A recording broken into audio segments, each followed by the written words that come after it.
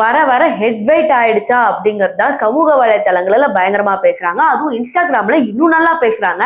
அப்படி என்ன புகழ் பண்ணிட்டாரு, உனக்கு என்ன புகழ் மேல வரணும் அப்படிலாம் கேட்பீங்க. ஆனா அது என்னன்னு தெரிஞ்சுக்கணும்னா இந்த வீடியோ ஃபுல்லா பார்த்தா தானே தெரியும்.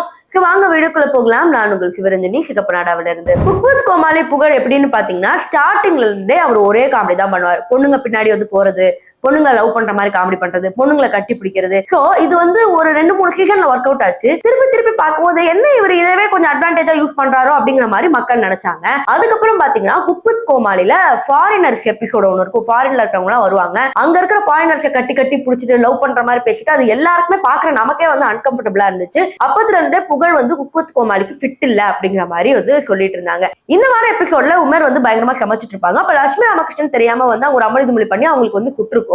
அப்புறம் லட்சுமி ராமகிருஷ்ணனுக்கு இவரே வந்துட்டு ஃபர்ஸ்ட் எய்ட் எடுத்துட்டு வாங்க அப்படிங்கிற மாதிரி உமர் கத்திருப்பாரு.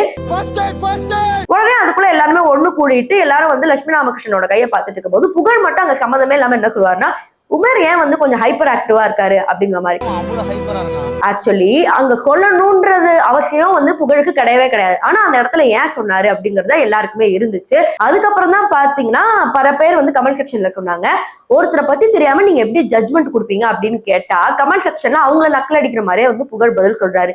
இது வந்து முதல் தடவை கிடையாது. இதுக்கு முன்னாடியும் பாத்தீங்கன்னா குக் வித் கோமாளில ஒருத்தர் நல்லா சமைச்சிட்டு இருக்கும் போது என்னன்னா பூசணிக்காய் வச்சுட்டு இந்த மாதிரி டிஷ் எல்லாம் செய்யலாம் அப்படின்னு சொல்லி எல்லாருக்கிட்டையும் சிரிச்சுக்கிட்டு இருந்து கடைசியில அந்த டிஷ் சூப்பரா இருக்குன்னு எல்லாருக்கிட்டே பேர் வாங்கணும் புகழோட மூஞ்சியே மாறி போயிருக்கும். சோ என்னதான் ஒரு பெரிய கோமாளியா இருந்தாலும், என்னதான் அங்க வந்து ஒரு பெரிய முக்கியமான ஆளா இருந்தாலும் கூட வந்த குக்க வந்து இவர் ஒரு சில நேரத்தில் டிஸ்கிரிமினேட் பண்ணி பேசுறாரோ அப்படிங்கிற மாதிரி கமெண்ட் செக்ஷன்ல எல்லாருமே பேசுறாங்க.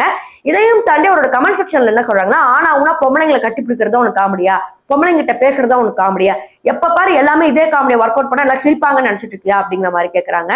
இன்னொன்னு என்னன்னா, குரேஷி இவரை விட நல்லா பெர்ஃபார்ம் பண்றதுனால புகழுக்கு அது பிடிக்க மாட்டேங்குது.